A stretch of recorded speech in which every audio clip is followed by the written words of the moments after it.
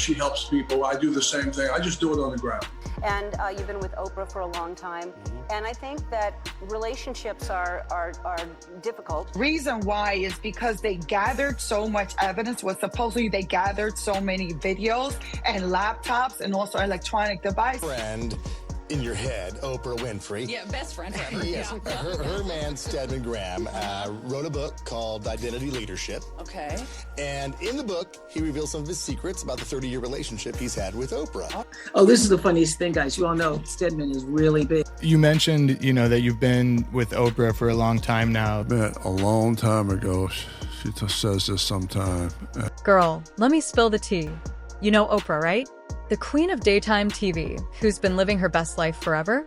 Well, honey, her world just got flipped upside down. And it's all because of her man, Stedman Graham. Now, Stedman has been by Oprah's side for decades, always the quiet one, staying in the background while his woman stole the show. But wait, something's changed. Word on the street is that Stedman finally spoke up, and what he said has Oprah shook to her core. Are you ready for this? I'm about to serve you the juiciest gossip that's got everyone talking. What could Stedman possibly say that would make the almighty Oprah lose her cool? Trust me, it's going to leave you speechless. I mean, how it can empower you and your ideas and where you're going and who you want to become, and not be stuck in just thinking that you're all of that. Right. And you're not, because once you stop playing ball, really not that many people care. Right. So you got to make it work for you, and that's what social media should be doing for everybody, is making it work for you, as opposed to, again, the reverse. So you also wrote Teens Can Make It Happen, 9 Steps to Success. How does the concept of identity differ for this younger demographic? Well, that's a great question. Again, I go back to how we learn. I'm trying to get a 10-year-old, 11-year-old, 12-year-old young person to understand they have 80 years left. And if they could take those 80 years and learn how to apply everything to what they love and what they're passionate about, what's meaningful in their life, that they really have an opportunity to improve. I mean, you're going to really be successful if you're a better person today than you were yesterday, and you just keep growing, and you're learning, and you're a lifelong learner, and you're a reader. You keep reading all the time, and you're focusing on setting goals, and you understand the process of success and how it works, and you're focusing on what you love. And you tie that to business, and you tie that to social media, and you tie that to all those things that will empower you based on what's possible for you, and you have access to a global marketplace. And everything you learn from now on, you can begin to organize it through a cognitive ability to be able to download content that's relevant to your talents, to your skills, and to your passion. If I can get you to understand that at 10 or 11, man, that's a pretty good process for building and designing your own future. Yeah, I mean, changing the trajectory of someone's life at that age, I mean, you can't put a price on that. I mean, it's like you said, it changes them forever and can benefit them greatly. Yeah, and the process works, especially for, some athletes who are young. They start at 6, 5, and 4, and they learn the process of how it works. Yeah. And by the time they get 11 or 12, they're like killing them. Yeah. And that's when so it's the same process for me. It's trying to get young people to understand their empowerment at an early age.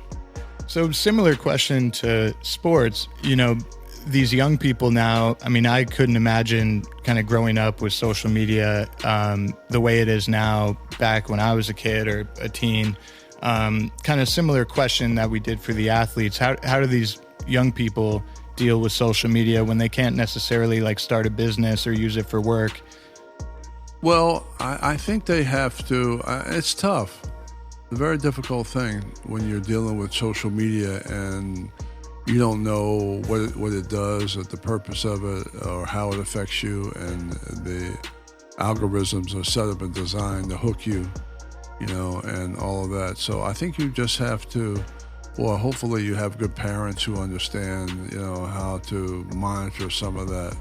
But again, it is a valuable tool because it has so much information. Again, I go back to not everybody's going to get this, but making sure you understand who you are so you can apply the information to your development and create something that you can control as opposed to it controlling you. And so that's an awareness process. That's raising people's consciousness about that, which we're trying to do in schools. And in students we do. I mean, we have a program in Mississippi that we're working on, and man, those young people they're in STEM programs, and they're smart. And boy, to be able to eliminate all the labels that they have to deal with, I mean, through this process of identity and understanding who you are, it's just really so rewarding to see them, the light bulb go off, and not be defined by their parents and not be defined by their circumstances, which can be very difficult for them sometimes. Yeah, and that kind of answers the second question as well about, how do you educate parents and educators in order to help children, think more about identity first? Well, you have to have curriculum, and so you have to have the books and the content, the materials, and everything else. And then we set it up as a train-the-trainer program. So there are projects in there that you're doing, and yeah. It's the execution of this work that you spend a lot of time on. How do you actually get it into a system that you can deliver to these schools and organizations, anywhere. So another great sports kind of reference right here: move without the ball, put your skills and your magic to work for you. The title itself, Move Without the Ball, it signifies being proactive when, the spotlight isn't necessarily on you. Can you share a personal anecdote where you felt you were without the ball and in life, and how you positioned yourself strategically in order to get out of it? Well, I think when you stop playing, you're, first of all, as a ball player, you're used to people cheering you all the time, and you're spoiled and all of that. And so, man, move without the ball for me is it's going into the service, man, and having to clean latrines and, with a toothbrush and all of that, and really getting down and dirty around what life could be, and what life was at that particular time. So that was move without the ball for me. Move without the ball for me was learning business. Move without the ball for me was traveling around, seeing the world. And then the beautiful thing about move without the ball is that you know how to move with the ball, but you also know how to move without the ball. And that really has been my life, is learning how to move without the ball, and that without people, clapping and yelling for you because you're making some baskets, but to be able to be good on the court, but also off the court, you're just as good. So that's my hope and dream. I think that's where Kobe was going, He's trying to be just as good off the court as he was on the court in different fields because he wasn't playing anymore before his unfortunate mishap. So I think that's the key for athletes, because the athletes have it.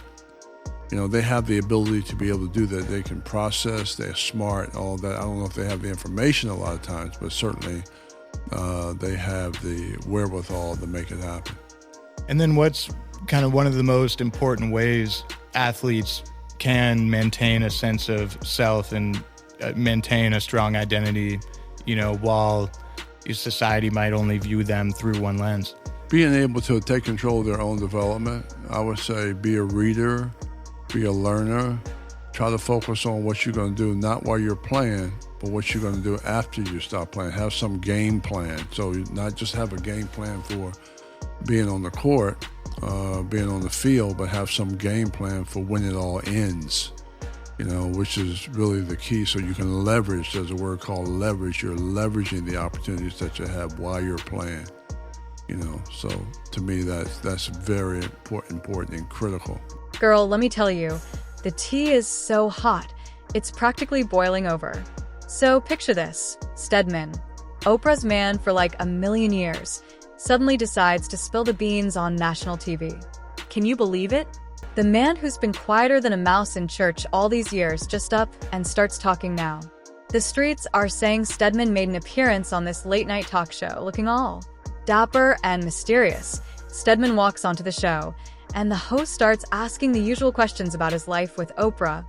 You know, the typical boring stuff. But then chilly things took a turn. Stedman casually starts talking about how life with Oprah isn't all it's cracked up to be. He's sitting there, cool as a cucumber, telling the world that living with Oprah is like being stuck in a circus 24/7. Can you imagine? He's dropping lines like, "It's not easy being with someone who's always in the spotlight. Sometimes, I feel like I'm just a prop in her show." But wait, it gets even juicier. Stedman starts spilling the tea on how Oprah is always working, always on her phone, always planning the next big thing. He's like, "I love her, but sometimes I wonder if she even notices I'm there. Girl, I was clutching my pearls." Okay, for my success, I have to have process and structure. I have to force myself to do that. You also have to live in the moment. So everybody watching this wants Stedman to tell us about his Oprah. Does she snore? You're the only one that knows the answer to that question. That's exactly not what I was thinking, but that's a good... Does she snore, Stedman? Let me just tell you. No, you know come from person that- Kosciuszko, Mississippi. That's true. You know, That's been abused as a child. Right. A black woman who's now a billionaire. Right. Self-made. Okay, in this country that is socially constructed, not to exactly celebrate your success. Okay, that's a milestone. And to be a woman on top of that. Right. And so, I mean, this is a person who's been #1 for 25 years. Every book that she put on the show has gone to bestseller. She has her own network. She's from Kosciuszko, Mississippi. And it was not an easy And it's first not an 20 easy years. thing. So, and you talk about someone who has talent, skills, and process, and smart. She's been able to put that together What is it to you get think beyond the labels based on a socially constructed process that tries to keep her down and has kept people down year after year after year after year. And OWN isn't where it wants to be right now, but I'm not counting her out, and I know neither are you. No, it's a process. You can't just come in and create an organization or build a company in 6 months. That's right. You got to put your voice in it. You got to work on shows. So she'll be fine. Great to have you here. As you put in here, progress begins one step at a time. One step at a time. So we'll take the first step this morning. Stedman First Graham. step is understand who you are. And then, honey, the Real kicker came. Stedman looked straight into the camera and dropped this bombshell. "Oprah and I haven't shared a bedroom in years." I mean, can you even? The entire studio went dead silent, like you could hear a pin drop. Now, the whole world's wondering why Stedman decided to air all this dirty laundry. Is he tired of living in Oprah's shadow? Does he want more attention for himself? Or maybe he's just had enough of keeping secrets and wants to live his truth. Some people are saying Stedman's got a book coming out, and this is just his way of drumming up publicity. Others think maybe he and Oprah are on the rocks, and this is his way of getting back at her. But chilly, who knows what's really going on in that man's head? Whatever the reason, one thing's for sure. Stedman's not holding back anymore. He's out here telling the world that being Oprah's man ain't all private jets and fancy parties. It's like he finally decided to step out of her shadow and into the spotlight himself. And you know what? People are eating it up. Social media is going crazy. Everyone's talking about it. Stedman has become the hottest celebrity overnight. Who would have thought that quiet, reserved man would be the one to shake up Hollywood? So there you have it, honey. Stedman has opened Pandora's box, and now the whole world is watching to see what happens next. I don't know about you, but I'm on the edge of my seat, waiting to see how Oprah's gonna react to all this tea being spilled. To be able to source the resources of the world through having a vision bigger than your circumstances, okay? To be able to plan it out, work every single day. You got to be a hard worker, okay? To have a strong value system, right? And to be able to focus on those barriers of success that hold you back, building a team, being able to, again, source content by organizing information. You become a reader and create a lifestyle around that. So again, I go back to the power versus the powerless. So how are you going to be empowered so that you outdistance the 99% of the people where are they going? They're not going anywhere. They're stuck. So, it's really about deprogramming yourself and realize, again, I go back to, it's not how the world defines you, it's about how you define yourself and being able to work on yourself as a way to establish a privileged life. So last social media question, I promise, but I thought this was, very applicable to the book of, you mentioned labels are distorting our view of the world and our place in it.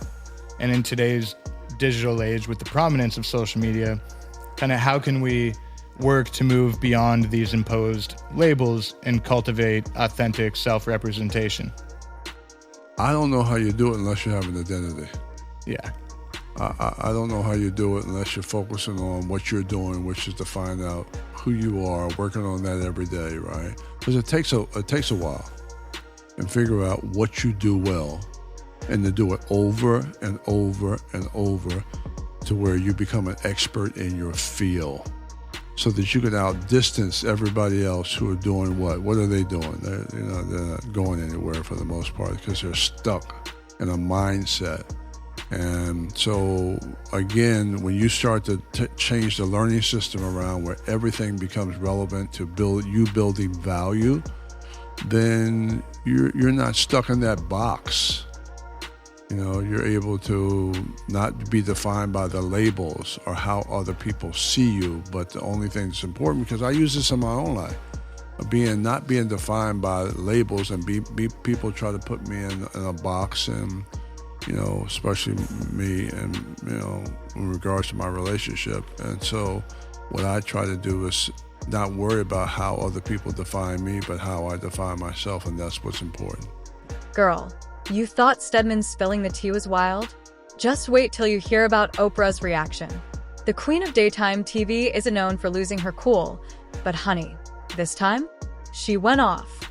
So picture this. Oprah's chilling at home, probably sipping on some fancy tea and living her best life, when her phone starts blowing up.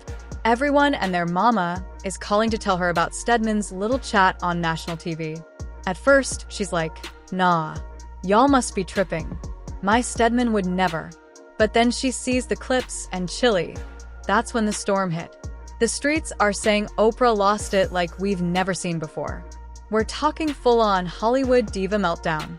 Sources close to her are spilling that she was screaming so loud, the neighbors thought World War III had started in her living room. Now, we all know Oprah as this cool, collected queen who's always got it together. But this time, honey, she was throwing things, cussing up a storm, and threatening to end Stedman's whole career. It was like all those years of keeping it cool just exploded at once. Some folks are saying she was yelling stuff like, "After all I've done for him, this is how he repays me, and I made him, and I can break him." Girl, can you even imagine Oprah talking like that? It's like seeing your grandma twerking at the club. It just doesn't compute. So speaking of relationships, how do your theories on identity and success apply to couples in relationships where, you can feel comfortable working on your own identity and your own self, but also being a part of a team? That's beautiful. You said it. So to be able to be comfortable with yourself, be happy with what you do, doesn't have anything to do with somebody else is doing. So you're not jealous, you're not angry, you're not upset because somebody is, more successful than you, or whatever the case may be, because you're happy with yourself. That's what we're talking about. That makes perfect sense. I think we can all relate to that, right? It's like, no matter where you are or who you're with, there's always some sort of, question of, is that person being their authentic self, and do I want to be in this relationship? And strength being, only the strong survive. That's I always talk about that in my speeches. But you're strong when you're strong. You're not strong because you want to make yourself be strong. You're strong when you do the work. You're strong when you have a vision that you can apply to your life every day. You're strong when you're focusing on what you do well. You're strong when you focus on love. You're strong when you are when you put the 24 hours of work in, and when you're strong when you organize your life. You're strong when you are able to take information and make it relevant to your development. You're strong when you work on your weaknesses. That's when you're strong. You're not strong because you just want to be strong or just because you think you should be stronger than the other person. So you got to earn the right for that. Then have there been examples of, and have you used kind of your own principles of identity with? I couldn't do it. There's no way I could do it or deal with some of the issues I've had to deal with throughout my life without following the 9-step success process. Okay, I follow it. I created it for myself. And what I do is I don't worry about how the world defines me or how other people define me. I work on me. Yeah. I develop me so that the more I have, the more I can give. I can contribute more because I'm working on me and building value in my own life. So it's the value you want to build in your own life, not waiting for somebody to give you that or having somebody else determine your value.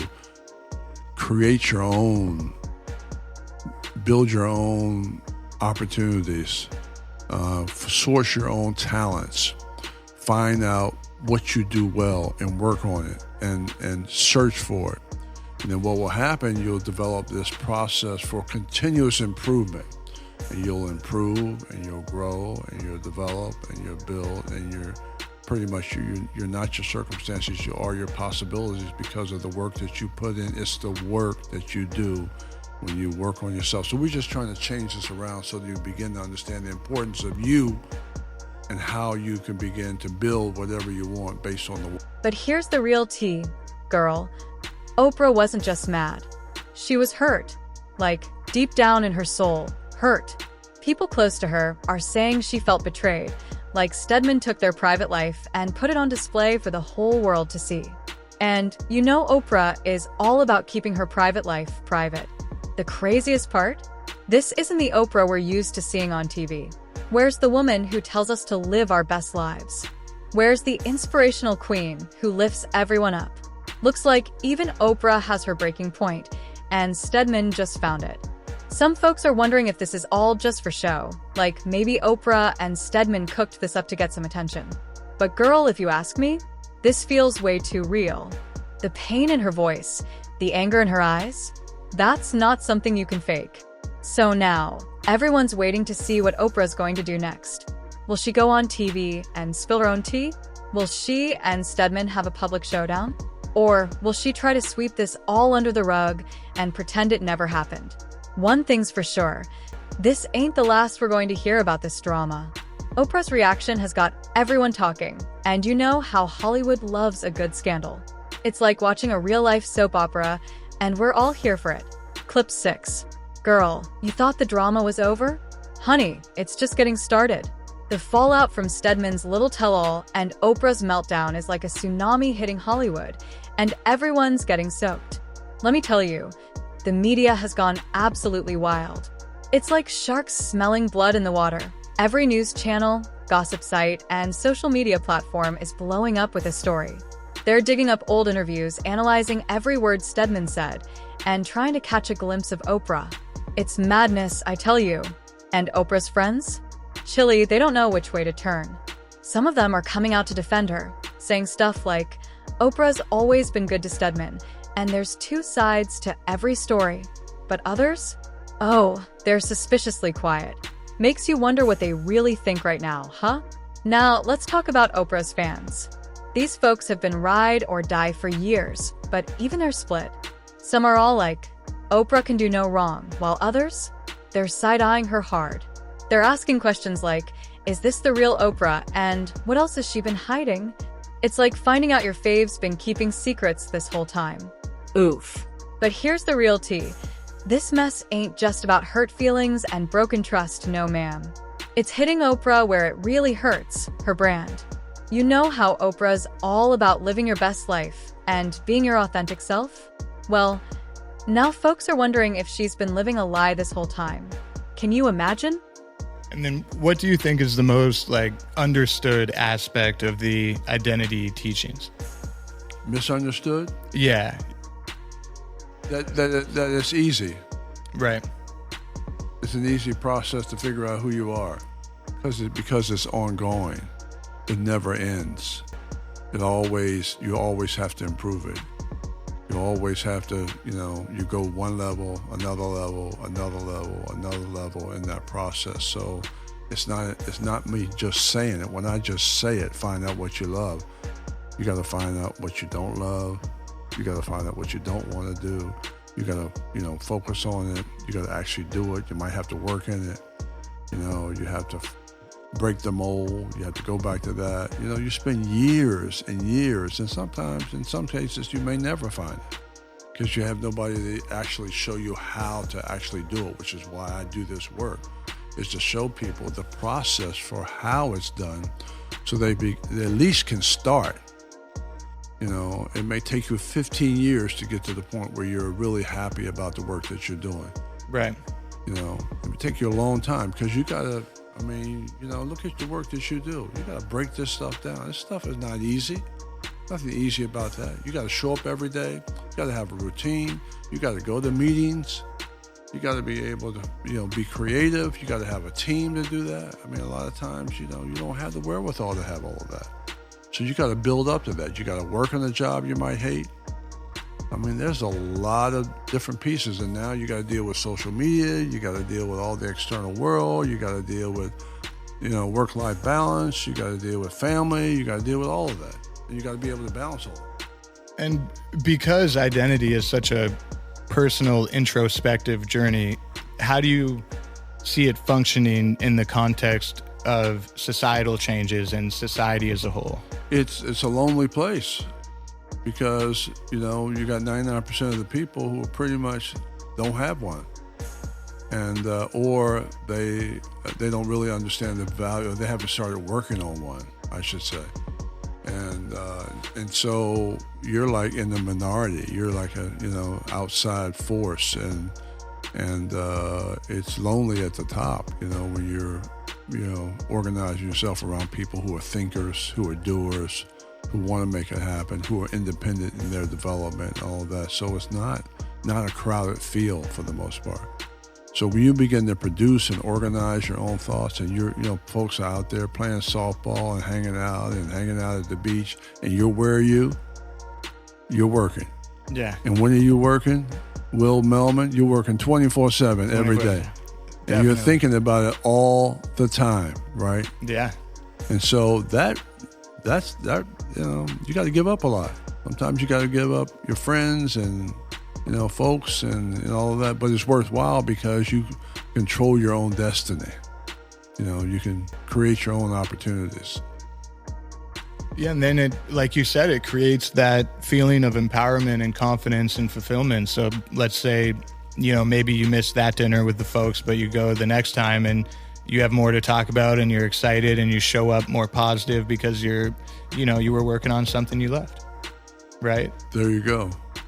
That's it. That's the freedom everybody wants. And everybody, that's why people are they want to work at home. Because when they got a taste of working at home, this is what it's like. I can work at home, I can go outside, I can take a break, I can, do some of the things I want. And they don't want to go back in the office. Right. So that's the freedom we're talking about, is that we have the ability to be able to decide our own schedule and do some of the things we want to do when we want to do them. And that's the freedom that you get. Now, you're going to work at it. You're going to work for that because you got to eat what you kill. Right. And so that's a whole nother ball game. So you mentioned, that you've been with Oprah for a long time now. Yeah. When did you guys first meet?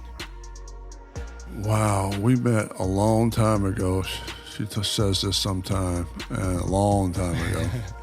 And we met at a charity. I knew her 2 years before we actually started going out. And we met over this gentleman's house named Max Robinson, who was an anchor back in the day. And so, we've been together for a long time. It's been great. I mean, I'm so lucky and very fortunate to have a great partner. I mean, it's not been easy, which the relationships aren't always easy, but it's been, I mean, I'm so grateful and thankful that I have somebody who is just a dynamic and wonderful person and who's extraordinary. I mean, that's amazing. That's what we all, you know, wish for and hope for sure, is finding that life partner. And yeah. It's amazing. And she is, I look at what she's done and who she is, and just, I can't even believe, you know, what she's done, and it just, extraordinary to watch. Larger than life, right? It's Incredible mind, beautiful woman. I mean, just, you know, nice to everybody, you know, humble, you know, humility, that kind of thing. So just really strong all the way around. Yeah, that's incredible. So I'd be remiss if I didn't ask you about your writing process as an aspiring writer. You know, do you spend a lot of time on the outline phase? Do you like to just jump into it? What's your writing process? Well, my writing process is I come up with ideas and I write a lot. And then I may come up with an idea, and what I try to do is solve problems through solutions, of course, and through my writing. I'm kind of in the self-help industry. I'm now in the identity industry. So, you know, I do a lot of writing around that and research around that. And then I have someone help me. I can't do all of the writing myself. And so that works out really well. And then you want to build a team, and now I have instructional designers who help and all of that. But basically I drive it for the most part, and drive the content and all of that. Yeah, that's amazing. Yeah. It's, you know, having so many books out and doing it for so long. I mean, it's obviously impressive is an understatement, but, you know, it's hard writing a book. Yeah. I mean, there's nothing easy about writing a book. So it takes a team of people, and I'm fortunate to have a great agent, and, you know, I've had great publishers, you know, so, and a team of folks who help. And so, again, it's a process. I can't even believe that I'm still in the game, you know, still writing and still speaking, and we just kind of really are just starting. And the identity work, after 30 years of working to try to build this thing, you know, we're just starting to build these systems where we can deliver this content pretty much anywhere in the world. And now we have the internet, you know, which is a blessing. So the streets are saying some of Oprah's business partners are starting to get nervous, honey. They're worried all this drama might rub off on their products. Can you imagine? The Oprah seal of approval used to be like striking gold, but now it might be more like fool's gold. And let's not forget about Oprah's TV network.